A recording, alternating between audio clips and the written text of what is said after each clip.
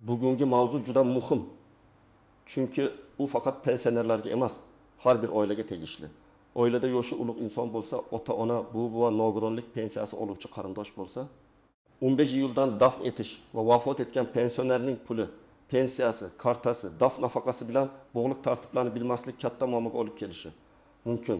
Eng xavfli joyi shundaki, ko'pchilik pensioner vafot etsa, kartadagi pulni oila a'zosi bemalol ishlataveradi deb o'ylaydi. Mana shu masalada yangi tartiblar yanada qat'iylashmoqda. Vafot etgan shaxs nomidan pul olish, uning kartasidan foydalanish, pensiyani keyingi oyda ham yechib olish kabi holatlar taqiqlanadi va keyin ortiqcha olingan pulni qaytarishga to'g'ri keladi. Men bugun sizga oddiy tilda tushuntirib beraman. Avval qanday edi, endi nima o'zgaradi? Kim xavotir olishi kerak, kim xotirjam bo'lishi mumkin? Dafn puli qanday olinadi? Qaysi hujjatlar kerak? Qaysi xatolar uchun odamlar jarima yoki qarzdorlikka tushib qoladi? Iltimos, videoni oxirigacha ko'ring. Chunki bitta noto'g'ri harakat oilangizga ortiqcha xarajat va asabiylashish olib kelishi mumkin. Hozirning o'zida kanalga obuna bo'ling, videoga like bosing. Chunki men bunday muhim yangiliklarni oddiy va tushunarli qilib yetkazib boraman. Men avvalo eng asosiy masalani ajratib olay. Dafn etish qoidalari deganda faqat qabristonga olib borish, janoza, marosim yoki kafanlash tushunilmaydi. Amaliy hayotda dafn etish qoidalari deganda vafot etgan shaxsni ro'yxatdan chiqarish, o'lim haqida guvohnomani olish, pensiya to'lovlarini to'xtatish, bank kartasini bloklash, dafn nafaqasini rasmiylashtirish, ortiqcha to'langan pensiyani qaytarish, meros masalalarini tartibga solish ham kiradi. Avvallari ko'p oilalarda shunday holat bo'lgan. Pensioner vafot etadi. Lekin uning kartasi farzandlarida bo'ladi. Kimdir dorilar uchun, kimdir qarzlarni yopish uchun, kimdir dafn xarajatiga deb kartadan pul yechadi. Ba'zi hollarda vafot haqida ma'lumot kech yetib bo'lgani sababli keyingi oy pensiya ham tushib ketgan. Oila esa pul tushdimi? Demak olish mumkin deb o'ylagan. Lekin huquqiy tomondan qaraganda, shaxs vafot etgan kundan keyin uning nomiga kelgan pensiya, nafaqa yoki ijtimoiy to'lov avtomatik ravishda oila a'zolarining shaxsiy puliga aylanib qolmaydi. 25 iyuldan kuchaytirilayotgan yangi yondashuvning mazmuni shuki, vafot etgan pensionerning ma'lumotlari tezroq elektron tizimlar orqali tegishli tashkilotlarga yetkaziladi. Ya'ni FDYOda o'lim qayd etilishi bilan bu ma'lumot pensiya organlari, banklar va boshqa tegishli tizimlarga yuboriladi. Natijada pensionerlar nomiga pensiya to'lash to'xtatiladi. Kartadan noqonuniy foydalanishning oldi olinadi. Dafn nafaqasi esa alohida rasmiy tartibda beriladi. Bu yerda barcha pensionerlarga taqiqlanadi degan gapni to'g'ri tushunish kerak. Taqiq tirik pensionerning oddiy huquqlariga emas, balki vafot etgan pensioner nomidan keyin noqonuniy harakat qilishga tegishli. Tirik pensioner o'z pensiyasini oldingidek oladi.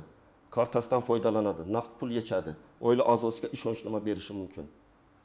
Ammo shaxs vafot etgandan keyin uning nomidan hech kim oddiy foydalanuvchidek harakat qila olmaydi. Men birinchi navbatda pensioneri bor oilalarga murojaat qilaman. Agar uyingizda pensiya oluvchi ota-onangiz, turmush o'rtog'ingiz, buvi-buvangiz yoki nogironlik pensiyasi oluvchi yaqin insoningiz bo'lsa, uning hujjatlari qayerda turishini, pensiya kartasi qaysi bankdan ochilganini, PIN kodni kim bilishini, ishonchnoma bor yo'qligini oldindan tartibga solib qo'yish kerak. Bu gap noqulay tuyulishi mumkin, lekin hayotda aynan shu narsalar oila uchun eng og'ir paytda muammo bo'ladi. Masalan, birinchi holatni olaylik. Otaxon har oy 1 million 800 ming so'm pensiya oladi. Pensiya har oyning 10 kunida kartaga tushadi. Otaxon 8 yil kuni vafot etdi. Lekin oila FDYOga 16 yil kuni bordi. 10 yilda pensiya kartaga tushdi. Farzandi otamning dafniga sarflayman deb 1 million 800 ming so'mni yechib oldi. Tashqaridan qaraganda bu pul oilaga kerak edi. Niyat ham yomon emas. Lekin rasmiy nuqtai nazardan 8 yildan keyin otaxonning pensiya olish huquqi to'xtagan bo'ladi. Demak, 10 yilda tushgan pul ortiqcha to'lov sifatida qaytarilishi talab qilinishi mumkin. Keyin oila biz dafn qildik, xarajat qildik desa ham, bu pensiya bilan dafn nafaqasi aralashtirib yuborilgan bo'ladi. Dafn xarajati uchun alohida nafaqa yoki yordam rasmiylashtiriladi. Ikkinchi misol, onaxon vafot etgan, lekin uning kartasi kelinida bo'lgan. Kelin bir necha oy davomida kartadan oziq ovqat xarid qilgan, kommunal to'lov qilgan. U men onaxon bilan birga yashaganman, baribir shu uy xarajatiga ketgan deb o'ylagan. Ammo tizim ma'lumotlarni solishtirganda onaxonning vafotidan keyin ham pul aylanmasi bo'lganini ko'radi. Bunday vaziyatda ortiqcha to'lovlar qaytariladi agar qasddan yashirish alomatlari bo'lsa. Masala yanada jiddiylashishi mumkin. Shuning uchun men har doim aytaman. Vafot etgan odamning kartasini ishlatishdan oldin to'xtang, avval rasmiy tartibni biling. 3-misol. Pensioner 1-iyul kuni vafot etdi. 15-iyuldan yangi tartib kuchaytirildi. Oila esa 17-iyul kuni o'lim guvohnomasini oldi. Agar pensiya oldindan oyning boshida to'langan bo'lsa, bu pulning qaysi qismi qonuniy, qaysi qismi qaytarilishi kerak degan savol tug'iladi. Bu yerda aniq hisob-kitob pensiya organi tomonidan qilinadi. Ba'zi to'lovlar oy uchun oldindan beriladi, ba'zilari davrga bog'liq bo'ladi. Shuning uchun odamlar o'zicha yarmini olamiz. Hammasi bizniki. Baribir bilishmaydi deb qaror qilmasligi kerak. Kim xavotir olishi kerak? Birinchi navbatda vafot etgan pensionerning kartasi o'zida bo'lmagan, balki farzandi, kelini, kuyovi yoki qarindoshda bo'lgan oilalar. Ikkinchidan, pensioner vafot etgandan keyin ham kartadan pul yechilgan bo'lsa. Uchinchidan, o'lim guvohnomasi o'z vaqtida olinmagan bo'lsa. To'rtinchidan, pensioner boshqa shaharda ro'yxatda turgan, lekin boshqa joyda yashagan bo'lsa. Beshinchidan, pensionerning nomida qarz, kredit, aliment, kommunal qarzdorlik yoki bank majburiyati bo'lsa. Kim xavotir olmasligi mumkin? Agar pensioner tirik bo'lsa va o'z pensiyasini odatdagidek olayotgan bo'lsa. Siz uchun hech qanday taqiq yo'q. Agar pensioner sog'ligi sababli kartadan o'zi foydalana olmasa, lekin ishonchli vakil qonuniy ishonchnoma asosida pul olayotgan bo'lsa, bu ham boshqa masala. Lekin shaxs vafot etgan zahoti ishonchnoma ham amalda kuchini yo'qotadi. Ya'ni kecha qonuniy bo'lgan harakat bugun vafotdan keyin noqonuniy bo'lib qolishi mumkin. Yana bir muhim nuqta. Dafn puli bilan pensiyani aralashtirmang. Dafn puli vafot etgan shaxsni dafn qilish xarajatlari uchun beriladigan alohida to'lovdir. Uni odatda dafnni amalda tashkil qilgan shaxs oladi. Bu farzand bo'lishi mumkin, turmush o'rtog'i bo'lishi mumkin, aka-uka yoki boshqa qarindosh bo'lishi mumkin. Ayrim vaziyatlarda qarindosh bo'lmagan, lekin dafnni o'z zimmasiga olgan shaxs ham hujjatlar asosida murojaat qilishi mumkin. Ammo bu pulni olish uchun kartada pul bor ekan deb yechib olish emas, balki tegishli tashkilotga murojaat qilish kerak. Endi men eng ko'p uchraydigan nozik masalalarni tushuntiraman. Birinchi nozik masala. Pensioner vafot etgan kuni pensiya tushgan bo'lsa nima bo'ladi? Masalan, odam ertalab vafot etdi. Pensiya esa o'sha kuni tushdan keyin kartaga tushdi. Bunday holatda ham vafot sanasi asosiy ahamiyatga ega bo'ladi. Pul tushgan vaqt emas, shaxsning pensiya olish huquqi qachon tugagani muhim. Shuning uchun bunday pulni ishlatmasdan bank va pensiya organidan aniqlashtirish kerak. Ikkinchi nozik masala. Kartada oldindan yig'ilgan pul bo'lsa-chi? Masalan, pensioner pensiyasidan har oy 500 ming so'mdan yig'ib borgan va kartada 6 million so'm qolgan. Bu pul vafotdan oldin qonuniy ravishda pensionerga tegishli bo'lgan. Lekin u vafot etgandan keyin bu mablag' meros tarkibiga kirishi mumkin. Demak, uni istagan qarindosh darhol yechib olib ketishi to'g'ri emas. Merosxo'rlar notarial tartibda huquqlarini rasmiylashtirish kerak bo'ladi. Agar bitta farzand kartadagi 6 millionni yechib olsa, keyin boshqa farzandlar bu hammaning merosi edi deb nizoga kirishi mumkin. Uchinchi nozik masala. Turmush o'rtog'i kartadan foydalansa bo'ladimi? Ko'p oilalarda er-xotin bir-birining kartasidan foydalanadi. Tiriklik paytida bu oilaviy kelishuv bo'lishi mumkin, lekin vafotdan keyin vaziyat o'zgaradi.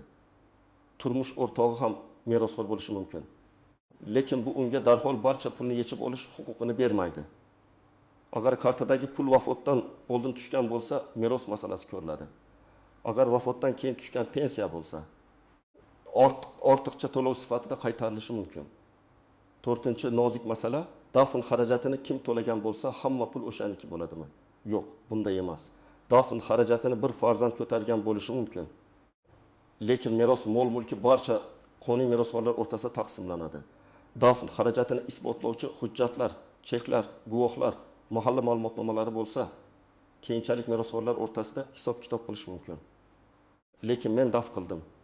Demak, otamning kartasidagi hamma pul meniki degan yondashuv nizoga olib keladi. 5-chi nozik masala, pensioner boshqa davlatda yoki boshqa viloyatda vafot etsa nima qilinadi? Bunday holatda o'limni qayd etish hujjatlari qayerda rasmiylashtirilganiga qaraladi. Agar hujjat boshqa joydan olingan bo'lsa, uni yashash joyidagi tegishli organlarga yetkazish kerak bo'ladi. Elektron almashinuv bo'lsa ham amalda ba'zan ma'lumot kechikishi mumkin. Shuning uchun men qarindoshlarga doim shuni maslahat beraman. Tizim o'zi biladi deb kutib o'tirmang. O'zingiz ham xabar bering. 6-nozik masala pensionerning qarzi bo'lsa. Masalan, vafot etgan pensioner bankdan kredit olgan, kartasiga pensiya tushib turgan, bank esa avtomatik ravishda kreditni yechib kelgan. Vafotdan keyin pensiya to'xtatiladi. Lekin kredit masalasi alohida ko'riladi. Qarzdorlik meros mol-mulki doirasida ko'rib chiqilishi mumkin. Oila a'zolari shoshilib, kartadan pulni yechib olaylik, bank olib qo'ymasin desa, keyin huquqiy nizo paydo bo'lishi ehtimoli bor. Bunday vaziyatda bankka vafot haqidagi hujjat bilan murojaat qilish kerak. 7-nozik masala, dafn marosimlaridagi mahalliy tartiblar. Ba'zi hududlarda qabriston ma'muriyati mahalla sanitariya talablariga oid qo'shimcha qoidalar bo'lishi mumkin. Masalan, dafn joyini belgilash, qabristonda hujjat bilan ro'yxatdan o'tkazish, marhumning shaxsini tasdiqlash. Tibbiy o'lim ma'lumotnomasini olish kabi jarayonlar tartibga solinadi. Yangi yondashuvning maqsadi odamlarni qiynash emas, balki tartibsizlik, soxta hujjat, ortiqcha to'lov, pensioner nomidan noqonuniy pul olish va keyingi nizolarning oldini olishdir. Endi eng kerakli qismga o'tamiz. Agar oilangizda pensioner vafot etsa, men tavsiya qiladigan ketma-ketlik shunday. Birinchi qadam tibbiy hujjatni oling. O'lim holati qayerda yuz berganiga qarab, tez yordam, poliklinika, shifoxona yoki tegishli tibbiy muassasa o'lim haqidagi tibbiy ma'lumotnomani beradi. Bu hujjatsiz keyingi rasmiy ishlar yurmaydi. Agar vafot uyda sodir bo'lgan bo'lsa, shifokor chaqiriladi. Agar shifoxonada bo'lsa, shifoxona hujjat beradi. Ikkinchi qadam, FHDYOga murojaat qiling. O'lim haqidagi guvohnoma rasmiylashtiriladi. Odatda marhumning pasporti yoki ID kartasi, tibbiy ma'lumotnoma, murojaat qilayotgan shaxsning shaxsini tasdiqlovchi hujjat kerak bo'ladi. Ayrim holatlarda qo'shimcha hujjat so'ralishi mumkin. Eng muhimi, bu ishni cho'zmaslik kerak. Chunki o'lim qayd etilmaguncha pensiya tizimida ham, bank tizimida ham ma'lumot kechikib yurishi mumkin. 3-qadam pensiya organiga xabar bering. FHDYO o'zi yuboradi deb o'ylash mumkin. Lekin men amaliyotda xavfsiz yo'lni tanlashni maslahat beraman. Yashash joyingizdagi pensiya bo'limiga yoki tegishli ijtimoiy jamg'arma organiga murojaat qiling. Marhum pensioner bo'lganini, vafot sanasini, o'lim guvohnomasi borligini ayting. Agar ortiqcha to'lov bo'lsa, uni qanday tartibda qaytarish kerakligini yozma yoki rasmiy tushuntirish asosida aniqlang. 4-qadam, bank kartasini ishlatmang. Bu juda muhim. Marhumning kartasida pul turgan bo'lsa ham, PIN kodni bilsangiz ham, dafn xarajatlari ko'payib ketgan bo'lsa ham, avval aniqlashtiring. Agar pul vafotdan oldin tushgan bo'lsa, u meros masalasiga kirishi mumkin. Agar vafotdan keyin tushgan bo'lsa, ortiqcha to'lov bo'lishi mumkin. Bankka o'lim guvohnomasi bilan murojaat qiling va karta bo'yicha qanday tartib bo'lishini so'rang. 5-qadam, dafn nafaqasi uchun murojaat qiling. Dafn kim tashkil qilgan bo'lsa, o'sha shaxs odatda murojaat qiladi. Kerak bo'ladigan hujjatlar ro'yxati hudud va amaldagi tartibga qarab farq qilishi mumkin, lekin ko'pincha quyidagilar talab qilinadi. Marhumning o'lim guvohnomasi, murojaat qiluvchining pasporti yoki ID kartasi, ariza marhum pensioner bo'lganini tasdiqlovchi ma'lumotlar, bank rekvizitlari. Ayrim holatlarda mahalla yoki dafni tashkil etganlikni tasdiqlovchi ma'lumot. Men maslahat beraman. Borgan joyingizda og'zaki gap bilan cheklanib qolgan hujjatlar ro'yxatini yozib oling. 6-qadam. Xarajatlarni yozib boring. Dafn marosimida xarajat ko'p bo'ladi. Kafan, transport, qabriston ishlari, diniy marosim bilan bog'liq xarajatlar, qarindoshlarni kutish, ovqat, kommunal va boshqa ishlar. Men dabdaba qilishni targ'ib qilmayman. Aksincha, ortiqcha xarajatdan saqlanish kerak. Lekin nima sarflanganini yozib borish keyinchalik merosxo'rlar o'rtasida adolatli hisob-kitob qilishga yordam beradi. Chek bo'lsa saqlang. Chek bo'lmasa kamida sana, summa va nima uchun sarflanganini daftar yoki telefonga yozib qo'ying. 7-qadam, meros masalasini vaqtida boshlang. Agar marhumning nomida uy, yer, avtomobil, bankdagi pul omonat, plastik kartadagi mablag' bo'lsa, notariusga murojaat qilish kerak bo'ladi. Meros masalasida odatda belgilangan muddatlar bor. Farzandlar keyin qilamiz deb yursa, hujjatlar chigallashadi. Kimdir vafot etadi. Kimdir chet elga ketadi. Keyin bitta oddiy ish yillar davomida sudga aylanadi. Shuning uchun dafn marosimidan keyin oila biroz o'zga kelgach, notarial tartibni boshlash kerak. 8-qadam. Agar pensiya ortiqcha tushgan bo'lsa, yashirmang. Men tushunaman, oilada pul kerak bo'ladi. Lekin ortiqcha tushgan pensiyani yashirish muammoni hal qilmaydi. Bugun yechilgan pul ertaga tizimda ko'rinadi. Bank operatsiyasi, karta harakati, vafot sanasi, FHDYO qaydi bir-biriga solishtiriladi. Yaxshisi, o'zingiz murojaat qilib, mana shunday holat bo'ldi, qanday tartibda hal qilamiz deb so'rang. Ko'p hollarda masalani tinch va qonuniy yo'l bilan yopish mumkin. 9-qadam. Tirik pensionerlar uchun oldindan tartib qiling. Agar yoshi ulug' ota-onangiz pensiya olsa, ularning hujjatlarini bir joyga jamlang. Sport yoki ID karta nusxasi, pensiya hujjatlari, bank kartasi, qaysi bankdanligi, shifokor bilan bog'liq ma'lumotlar, yaqin qarindoshlar telefonlari. Agar pensioner o'zi yura olmasa, tiriklik vaqtida qonuniy ishonchnoma masalasini ko'rib chiqing. Lekin yana takrorlayman, ishonchnoma faqat shaxs tirikligida amal qiladi. 10-qadam, mish-mishlarga ishonmang. 25-iyuldan pensionerlarni dafn qilish taqiqlanar ekan, pensioner kartasidagi pul davlatga o'tarkan, dafn puli berilmas ekan, hammani jarimaga tortishar ekan degan gaplar odamlarni qo'rqitadi. Aslida asosiy talab bitta. Hamma ish hujjat bilan o'z vaqtida qonuniy tartibda bo'lishi kerak. Tirik pensionerning pensiyasi o'zida qoladi. Vafot etgan shaxs nomidan esa noqonuniy pul olish mumkin emas.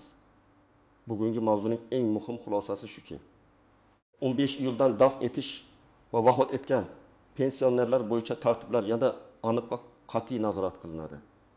Pensioner vafot etgandan keyin uning kartasidan foydalanish, keyingi oy pensiyasini yechib olish, vafot holatini kechiktirib yashirish xavfli. Dafn xarajati uchun alohida tartibda dafn nafaqasiga murojaat qilish kerak.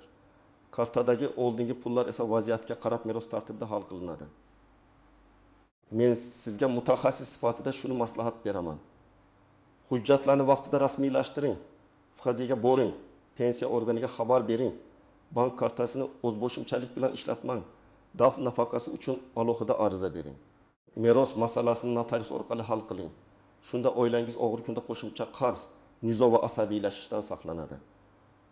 Agar sizning oilangizda shunday holat bo'lgan bo'lsa yoki dafn puli, pensiya kartasi, meros, ortiqcha to'lov bo'yicha savolingiz bo'lsa, albatta izohlarda yozib qoldiring. Men keyingi videolarda eng ko'p kelgan savollarga alohida javob beraman. Videoga like bosing, yaqinlaringizga yuboring, kanalga obuna bo'ling. Chunki bunday ma'lumotni oldindan bilgan odam keyin xatoga yo'l qo'ymaydi.